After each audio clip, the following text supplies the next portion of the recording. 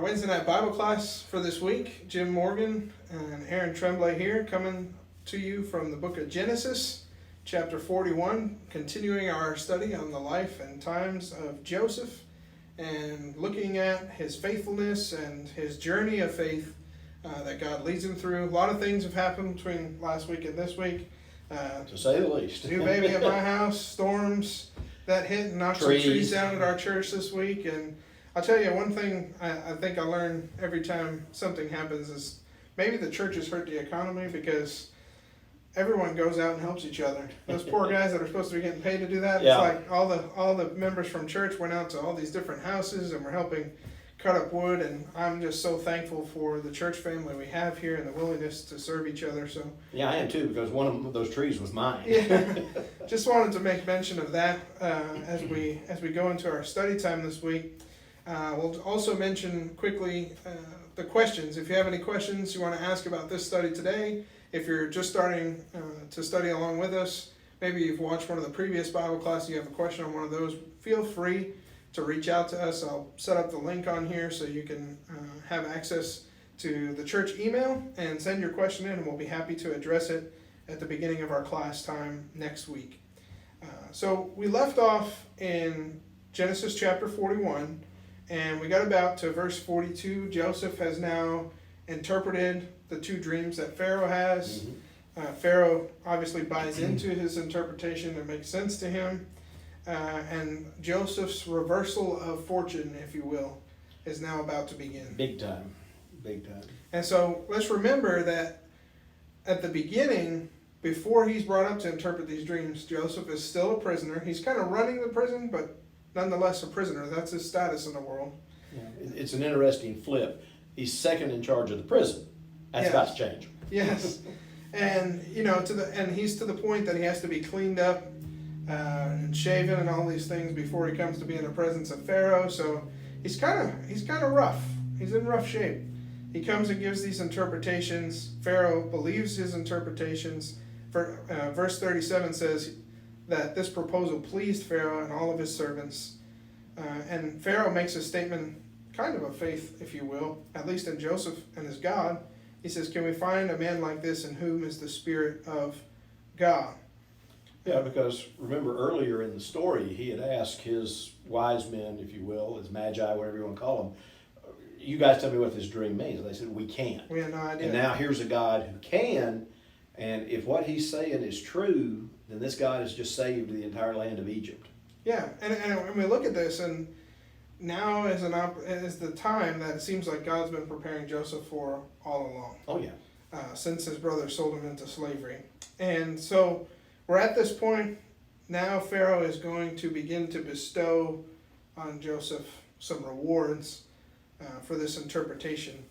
And so we're going to begin today in verse 41 of chapter 41, if you're following along with us in the text. Again, I'll just mention I'm using the ESV Bible. Jim is using the NIV 1984. So in case one of us reads and then the other, we have some variations in our text also, but just want to make mention of that. So verse 41 says, "And Pharaoh said to Joseph, 'See, I have set you over all of the land of Egypt.'" So this is quite the promotion. He was in charge of the captain of the guard's prison. Mm-hmm. Now he's in charge of all the land of Egypt. It's quite a step up in terms of position. Yeah. 42 says, "Then Pharaoh took his signet ring from his hand and put it on Joseph's hand, and clothed him in garments of fine linen, and put a gold chain around his neck." So what we're going to see develop over the next 10 or so verses with Joseph is a very big effort on the part of Pharaoh to bring Joseph into the Egyptian fold. For all intents and purposes, he wants Joseph to become an Egyptian in every way. He's going to nationalize him. He's going to nationalize him. And I think there's a couple of reasons for that. I think part of it is he wants Joseph's authority to be accepted by the people. And he knows that there's such an animosity between the Hebrews and the Egyptians. Mm-hmm. He might lose some of his, I don't know if you really call it a following when it's Pharaoh, but he might lose some of the morale for his nation if they think, they might think he's fallen off his rocker, he put a Hebrew as the second in charge. Yeah. Revolutions are always bad things if you're the king. That's right. And so he's going to take some drastic steps here, not only to give Joseph authority and power, but to bring Joseph into the Egyptian fold. And this is something that we see several times in the biblical text. We see it with Daniel, as you pointed out a few weeks ago, when he goes into Babylon. There's an effort there to assimilate him to their culture. We see it in Jeremiah, when God tells his people, don't openly rebel against these guys, build homes, get married, have children. What's good for the city in which you live is good for you. So we see this in various capacities throughout the biblical text. So let's just talk about for a minute these items that Pharaoh gives to Joseph. First, he gives him his signet ring. And what do we know about the significance of that? Well, that's the power. You use that for stamping something in wax, and that means it has the authority of the Pharaoh behind it. It's like when the prodigal son comes home. It mentions the father gives him the ring. Mm-hmm. Current, that would be like giving him the credit card. Just, whatever he says, I accept the responsibility for it. I'll be in charge. This is like, Joseph is now the head of the company, so he's going to get the company credit card, he's going to get the company car, he's going to get the company food, clothing. Yes. Everything now that Joseph could possibly get, he's going to get. It's kind of like a power of attorney. Yeah. I now can sign I'm authorized by in his affairs to carry these things out. So it's an authority thing. It's not just about status, but it's about authority. I now have the authority of Pharaoh. And notice in the text, Pharaoh takes it off his own hand and takes his signet ring from his own hand and puts it on Joseph's hand. So I think that's significant. Yeah, back in verse 40, there's an explanation. You'll be in charge of my palace. All my people are to submit to your orders. Only with respect to the throne will I be greater than you. Mm-hmm. So, this is total authority. And this is, it's powerful. He was just in prison yesterday. Mm-hmm. Now he's got Pharaoh's own signet ring on his hand. Talk about God doing something here. It's pretty incredible. Clothes him in garments of fine linen. If you remember, we talked about a little bit last week this idea of the Egyptians kind of wanting to all look alike. There was a certain look that the Egyptians wanted to have, with the black hair to be a certain way and these kind of things. And so he's putting Joseph in garments not only to identify him as royalty, if you will, or in terms of authority, but in terms of being Egyptian. And he puts this gold chain around his neck. So that's obviously a status thing. It's kind of like the Rolex or whatever, Yeah, well, in Egypt, back then, we know that gold was something that was pretty much reserved for royalty. Mm-hmm. Because when you open the Egyptian tombs, if you remember King Tut, Tutankhamun, I know what that stands for. But, if you remember, there's just all of this gold everywhere. Yes. And so, they send all of this with him because you'll need this in the next life. Mm-hmm. And so gold was very much a symbol of royalty back then. And Joseph, again, going from he was in prison to now with a gold chain around his neck. Yeah, interesting. Iron chain to gold chain. Iron chain to gold chain. I like it. He made him to ride in his second chariot, and they called out before him. Thus he set him over. They called out before him. Bow the knee is what the ESV says. Does yours have NIV has make way, Make way. but a footnote says bow down. Okay. I think bow down is probably preferable there, because if you're the second in charge in Egypt, you're going to have at least a little bit of minor deity. Yeah. Plus, it fits in with what we were talking about before about the similarity between Jesus. Mm-hmm. At the name of Jesus, every knee shall bow. Mhm. Not make way for Jesus, they'll bow. That's right. I think probably bow down would be perfectly acceptable, if not preferable. And there is a type here, I think, Jesus went from, he made himself into the form of a servant, right? Mm-hmm. He lowered himself, and then but for a purpose. Yeah. And then God exalted him. It's just Mm-hmm. like the Bible says, humble yourself and let God be the one to exalt you. You exalt yourself, then you're going to be humbled. Well, you look at the story of Jesus, favored son, becomes a servant, exalted. Gets sold by his own brothers. Sold by his out. people, yeah. Yeah. Judas, and so, but exalted.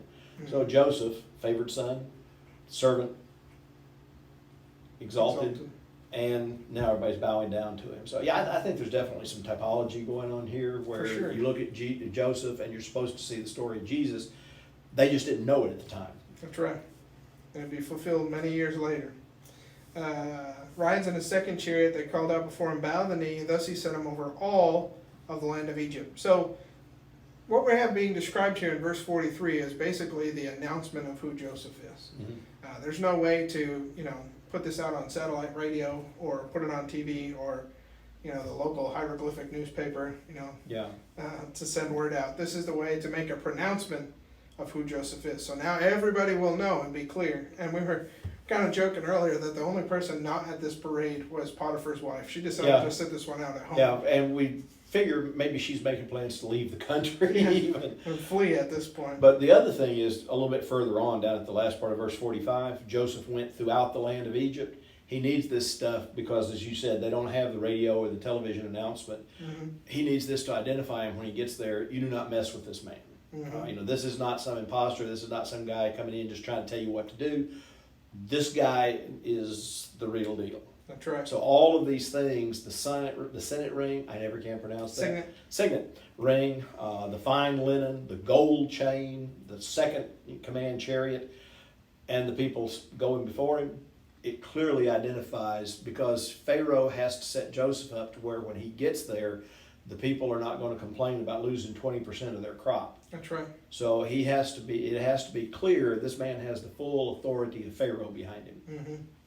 Yeah, and I mean, you just think about kind of another parallel maybe to Jesus, but Jesus hangs on the cross between two thieves. Both of them deserved to be there. He didn't. Joseph's in prison with two prisoners. They both deserve to be there. He didn't. One of them dies, the other goes to heaven. And you got to wonder about 3 days later, when Jesus rises from the dead, the people who put the nails in his hands and all those things are like, whoa, we had no idea. And here's Joseph. And he's got to be waving at those guys he was with him in prison with yesterday. And they're like, what? Like, how did that happen? I never saw this one coming. Yeah, I never saw this one coming. So just awesome in the way that God works through the story. And remember, or let me not get ahead of us, how old Joseph is. We'll get to that in a minute. You want to pick up in 44? Okay. Then Pharaoh said to Joseph, I am Pharaoh, but without your word, no one will lift hand or foot in all of Egypt. And Pharaoh gave Joseph the name Zaphenath-Paneah, and gave him Asenath, daughter of Potiphar, priest of On, to be his wife. And Joseph went throughout the land of Egypt. So several significant things in these couple verses, right? Yeah. Pharaoh reiterates the authority, his pronouncement of authority of Joseph. Everyone is under your authority with the exception of me, right? But then we see these significant things that he does in 45. Still trying to nationalize Joseph. He wants him to be an Egyptian. And as far as Pharaoh's concerned, he can't see why Joseph would resist this. Yeah, I mean, that's a huge thing. And remember, we're dealing with a period pre-Mosaic law. There's not an awful lot of things that Joseph has to worry about violating here. It's true. The only thing he has to worry about is hanging on to God. And so, all of these things, Joseph perfectly well accepts them. We were talking about Daniel before we started, that with Daniel, it's a whole different story, because he's got the food laws, he's got the prayers, he's got everything. So for Daniel, whole lot more involved. True. Joseph, as long as he holds on to God, everything else is going to be okay. But a classic step of assimilation, changing the name. Oh, yeah. Right? And we think of that in terms of Daniel and his friends. One of the first things that's done to them when they get to Babylon is, okay, now you're not going to have that name anymore. Now we're going to change your name. And that's the same thing that Pharaoh does with Joseph. Where I'm going to assimilate you. You have a Hebrew name. Now I'm going to give you an Egyptian name. If you've ever read the book Roots or saw the movie, the changing point where Kunta Kinte becomes a slave is when his master is telling him, what is your name? And he says, Kunta Kinte. And one of the saddest parts of that whole series is when he says, what is your name? And he says, my name is Toby. Because that marks now you have moved into the possession of this man. You are now his slave. Joseph, this indicates that Pharaoh now has power over him, and he is now going to become an Egyptian. Yeah, and I mean, this idea of name changing carries through all the way to the New Testament. Oh, yeah. When Jesus is looking at Peter and says, your name's going to be Cephas. Well, Joseph's father. You know, every time that there's a change in relationship in the Bible, it seems like there's a name change that goes along with it. And even God's Paul, name. Saul, God says, "This is my name. I'm yeah, revealing to Abram, you." Abraham, Sarah, Sarai. You know, just every time that the name changes, it's significant. There's something important that's happening here. And looking forward a little bit, when the brothers get down there, it might have given away the whole game if they said, "Joseph will see you now." Yeah, and they pronounce it with a Hebrew accent. Yeah, that would really be bad. So, you know, now, okay, he's going to become an Egyptian because that's what it takes in order to save the world. Yes. So his name changes to Zaphanath Paneah. And Zaphanath Paneah in Egyptian, kind of the agreed upon translation of that is God speaks and God saves. Mm-hmm. So a pretty appropriate name that Pharaoh chooses for Joseph. Yeah, he's actually honoring God. Mm-hmm. Because he's not talking about, you know, Ra. He's talking about your God. Mm-hmm. So he lets him know, even though we want you to become an Egyptian, it's okay, we understand about your God. And then when he gets down to naming his sons, which we'll get to later, we realize Joseph kept that. That's right. And that is the difference, too, between Joseph's story and Daniel's. They're trying to take Daniel's God from Daniel. That's what they're trying to separate him from, where Pharaoh wants Joseph to embrace being an Egyptian, but he doesn't want him to leave behind his God. Yeah. Because his God is useful. Yes. And his God delivers. But a great choice for a name for Joseph. And then he goes on to another step of assimilation. He has Joseph marry a woman by the name of Asenath, and Asenath, the daughter of Potiphar, a priest of On. So Joseph is now going to take on an Egyptian wife. Mm-hmm. And I mean, you even want to just go back a couple hundred years, and you talk about alliances and all those kind of things was very often done with marriages of children between nations, and to kind of secure loyalty and that kind of stuff. And that's kind of what I think Potiphar's trying to do. It's honoring Joseph, especially where he chooses this wife for him from the city of On. It's honoring to Joseph, but it's also getting his loyalty, I think, in that sense as well. And it's a way of combining political and religious power. Yes. When you go forward to the New Testament period, when you get into the Hasmoneans, the Maccabees, one of the things they would do is they would marry the daughter of the high priest. When Herod, you know, the Great, wanted to establish his control, he figured if he married, you know, a daughter of the high priest, the Jewish people would accept it. Sure. Well, it turned out they didn't, but you know that was the idea. You combine political and religious power. Consolidation. And I mean, this city that we're talking about, the city of On, as the ESV refers to it, you know, most people aren't really up on their ancient Egyptian cities, so we'll help out a little bit here. But it's also known in Greek as the Areopolis, and this is this is the city of the worship of the sun god. Sun god. Right. Which is the big god in Egypt. So it's not just a priest, and it's not just from a city. We're talking about the big leagues, right? And actually, very often the pharaohs would choose their own wives from this city. So I think that's pretty significant on two levels. One, the honor and the homage that the Pharaoh's paying to Joseph. And secondly, the challenge that's going to be to Joseph's faith, that he's marrying not only an Egyptian, but his father-in-law that he's going to sit across the table from at his meals is one of the top priests in Egypt for a false god. So I think that's an interesting layer to what's going on here also. Any other thoughts you want to add on those couple of verses? And like I said, and Joseph went throughout the land of Egypt.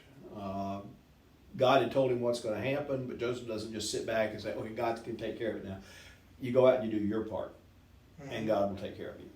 Yep.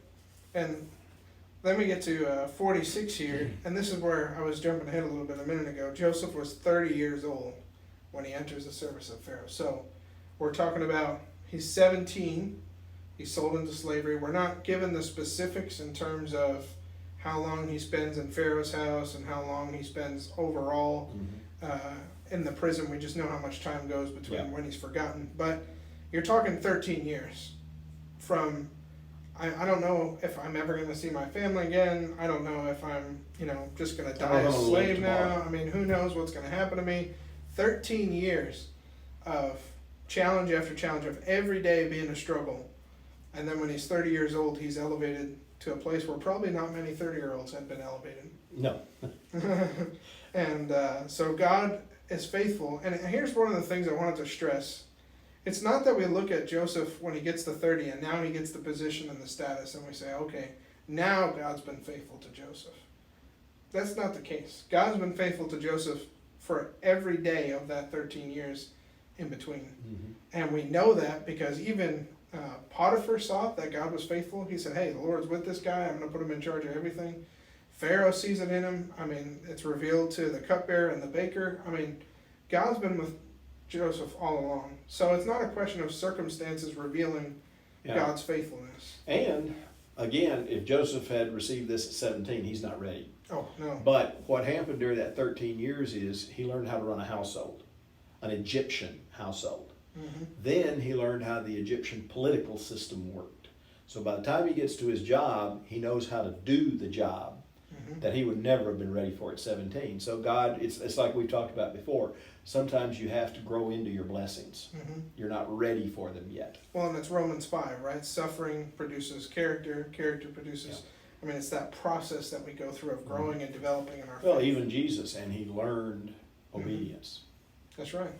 So, if Jesus had to learn obedience, I think I'm in pretty good shape if I have to as well. When Jesus, by the way, was 30 years old, he started his ministry that God had prepared him for. Mm-hmm. Right? Just saying, there may be some connections. There's a lot of connection between Joseph and Jesus. When he entered the service of Pharaoh, the king of Egypt, and Joseph went out from the presence of Pharaoh and went through all of the land of Egypt. So that phrase is reiterated Twice in 2 verses, yes. so that's critical. Tells us it's significant, right? During the 7th, and by the way, that's a principle we just learned from Joseph last week. It's repeated twice for emphasis, right?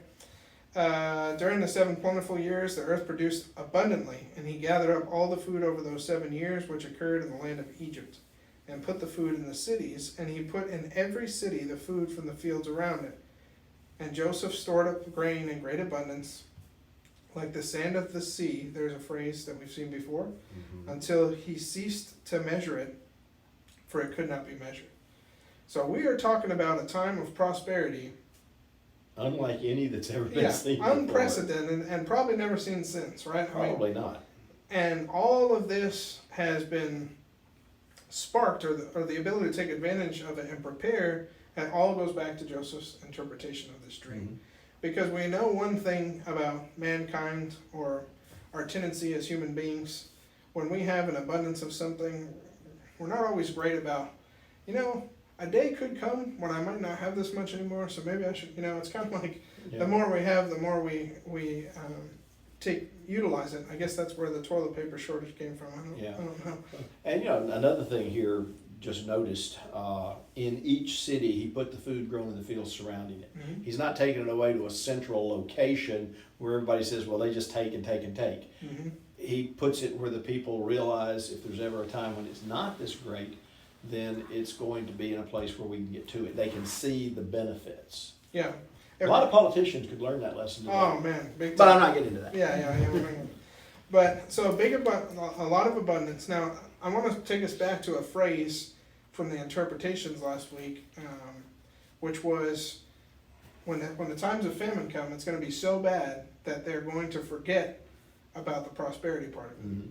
So just want us to think a little bit about how prosperous they are and how quickly they're going to forget that when things get rough. When you see the ugly cows, you're not going to remember the That's good right. ones. You're going to completely forget it. So again, I think that has a measure of significance.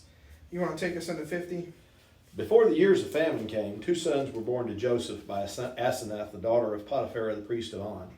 And Joseph named his firstborn Manasseh, and said, "It is because God has made me forget all my trouble and all my father's household." And the second son he named Ephraim, and said, "It is because God has made me fruitful in the land of my suffering."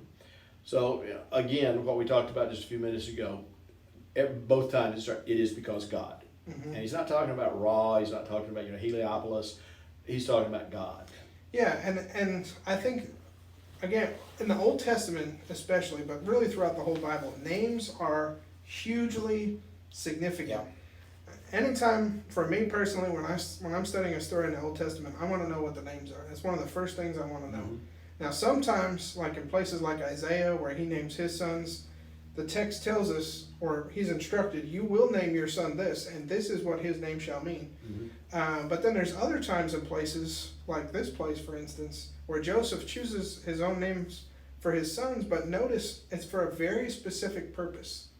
And I think it's partially for the reader's purpose as we go through the text, but I think when people were naming their children in the capacity that Joseph does, he wants his sons to be a constant reminder of these two facts. And Ephraim and Manasseh are going to become tribes in Israel, so their names aren't just going to be remembered by Joseph. Their names are going to be remembered for all intents and purposes for all the generations of Israel. And I was just looking. It's interesting when Jacob is blessing the children. Yes. Manasseh is forgotten. Mm-hmm. And if you look down at the footnote in the NIV, Manasseh sounds like maybe derived from the Hebrew word for forget. Mm-hmm. So this is already coming. Mm-hmm. It's a blessing here. I have forgotten all of the things. God has made me forget all of my trouble and all my father's household, which, by the way, it's pretty clear about how Joseph feels about his family right now. Yeah.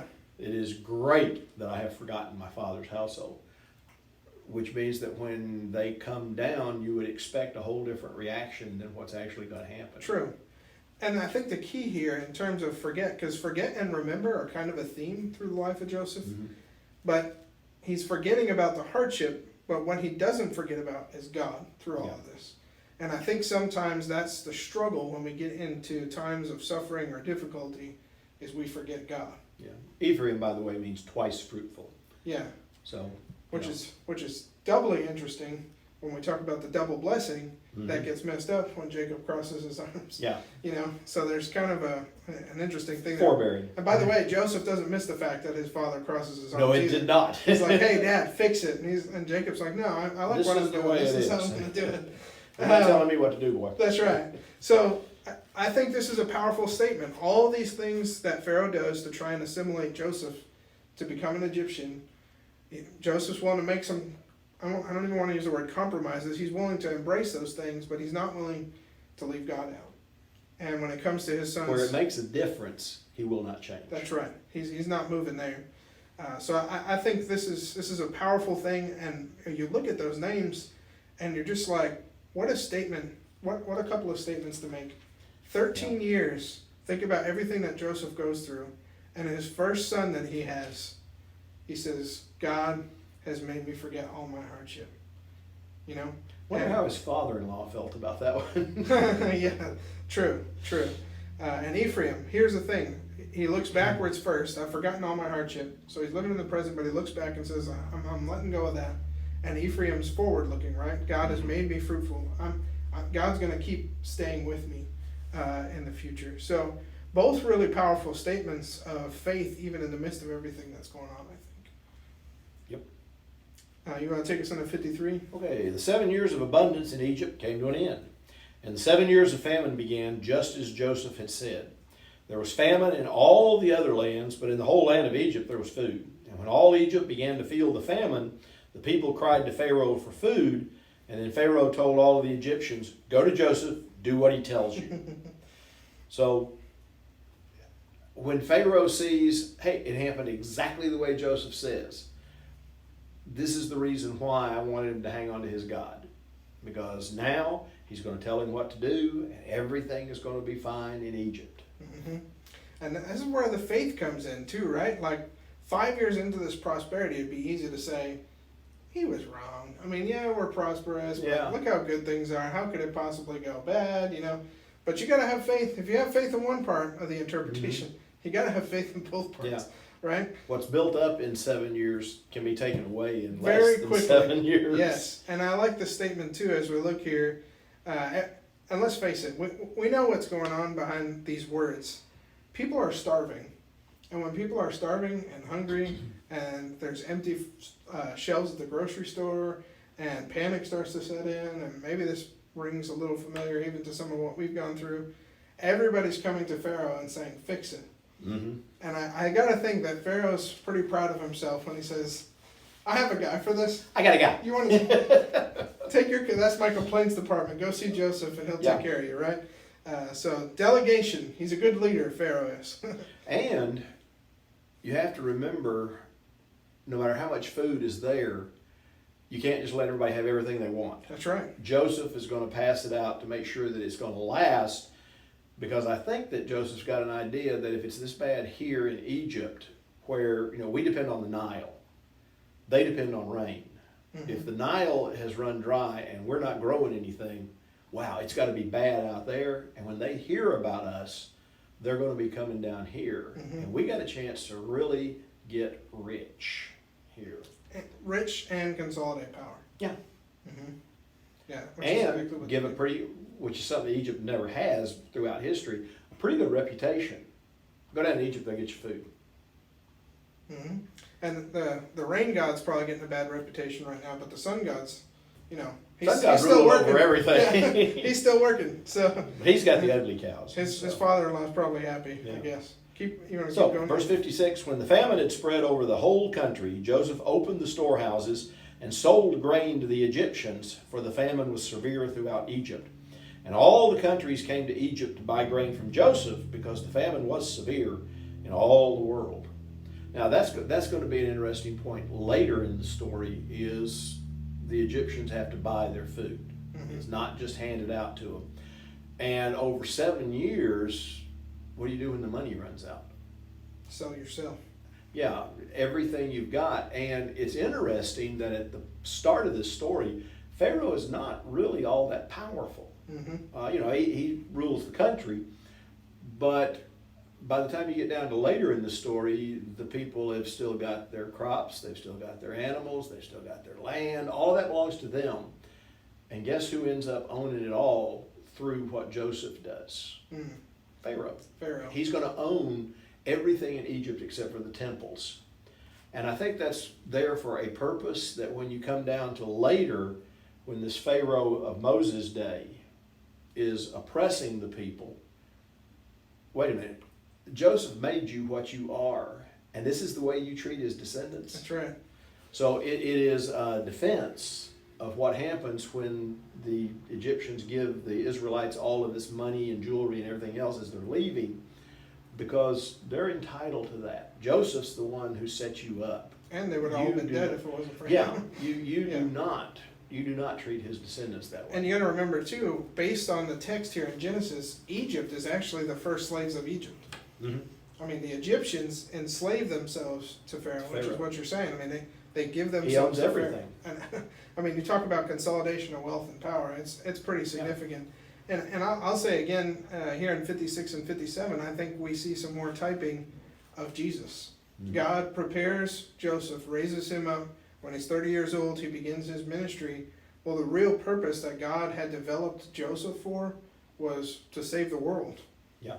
And if it wasn't for all the things that Joseph had gone for to be prepared to take on this ministry that God was going to give him, if he would have failed, if Joseph would have fallen short of what God needed him to do, think of the implications. Yeah. And so I think that's significant. And it says several times here, I like in 56 and 57, all of the earth, all of the earth. And Joseph's going to point back to this when his brothers show up. And his brothers start thinking to themselves, what did we do? Joseph, now that dad's dead, he's really going to want to kill us and all this other stuff. Joseph said, whoa, wait a minute. This was a purpose. God had a purpose in this for me to save the world. So I think Yeah. there's a real significance there. And when you go down to the sermon at Pentecost, Peter, Mhm. he says, "You have crucified, but God took care of it. That's right. God had a purpose. God intended it for good, Mhm. even though you intended it for evil." That's right. So there's a lot of Jesus in the story of Joseph. There's a lot of Jesus in the whole Bible. There is. Well, you remember, that the 40 days, Yeah. or 50 days where Jesus is on earth, he's with his disciples, and it specifically says, and he went through the scriptures and explained everything there that concerned him. I got a feeling this story showed up. Mhm. When he meets the two people on the road, Yeah. going to Emmaus, then he says, and he opens the scriptures and shows them, this is what it's meant about me. So yeah, there's a lot. For the first 40, the first book of the New Testament was not written until around 40. Mhm. What was their Bible before that? Right here. The Yeah. first gospel is not written until the 60s. Mhm. how did they teach people before that? Right here. When the Ethiopian eunuch is, right along in scripture and he's reading Isaiah, and there's key words that says, and Philip began at that scripture and taught him Jesus. Mm-hmm. And then when Paul tells Timothy, from childhood you have known scriptures which are able to make you wise for salvation through Jesus Christ. The only scriptures Timothy could have known as a kid was the Old Testament. Mm-hmm. That's where you start the story of Jesus, not at Matthew. The story of Jesus begins in Genesis. Amen. Hey, you're kind of preaching to the choir, brother. I know, but I love it. I love it. I'm telling I'm encouraging people to think about that. I'm with you 100%. I mean, Yeah. I love it, and people don't think about that. They don't think about, when you talk to somebody about studying scripture with someone, they automatically think, well, tell me what gospel to study with them, Mm-hmm. which is good, that's important, but that's not all of it. And we have to remember that people, this, like you said, this is the first gospel. People were being converted Mm-hmm. with the testimony of believers in the Old Testament before there was a New Testament and the Gospels and those things. So, Well, Matthew, mhm, the genealogy of Jesus, and he starts with Adam. that's right. Wonder where that one came from. Oh yeah, everything goes back to Genesis. And all the things there in Luke 20, I can't remember the chapter off the top of my head, but there in Luke when Jesus does that, I would have rather, of all the things I could choose to experience in Scripture, that's what I would have wanted to be able to be there for. Even more than seeing the miracles, to have Jesus Mm-hmm. himself sit down and say, all right, let me start in Genesis and take you through this thing. And the best part is with the gift of tongues, we could have understood it. Yeah, absolutely. So it's important when we study even stories like Joseph and the lives of people in the Old Testament to be aware of ways that it's pointing to Jesus. Yeah. And Paul says, don't you know these things were written for our learning? That's right. That's right. This really wasn't, it was written for them, but it was written for us Hmm.